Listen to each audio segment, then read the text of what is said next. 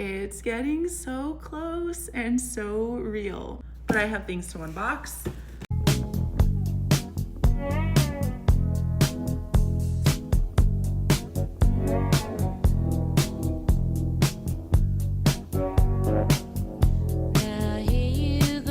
Obviously not my images.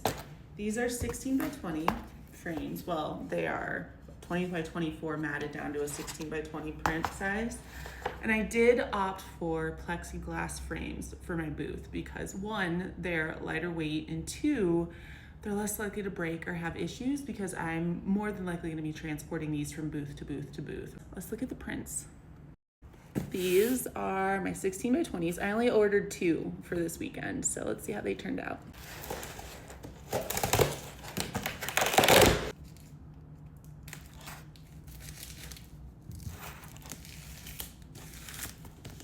I ordered these from MPix, which is the supplier, the printer that I use for the classic print images. So they are printed on a Giclée fine art matte paper. So they do have a little bit of texture. They're matte, they're not glossy. They do come packaged pretty nicely for the price point. I'm not sure what happened here, but for the price point, they come packaged pretty nicely. I think I paid for these 2 prints,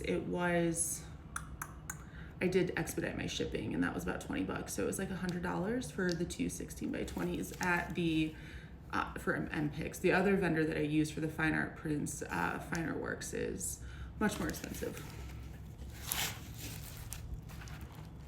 But they are in here nicely. They're protected. They are in plastic sleeves. These are packaged, I think, more nicely than the smaller prints, which do usually come in just a mailer. Oh, she's so pretty. I love this image. I love the colors. I love the colors in this image. So on these watercolors, I actually did add in watercolor texture to the image so that it would look like, because with MPix I cannot print on watercolor paper. With Finer Works I can.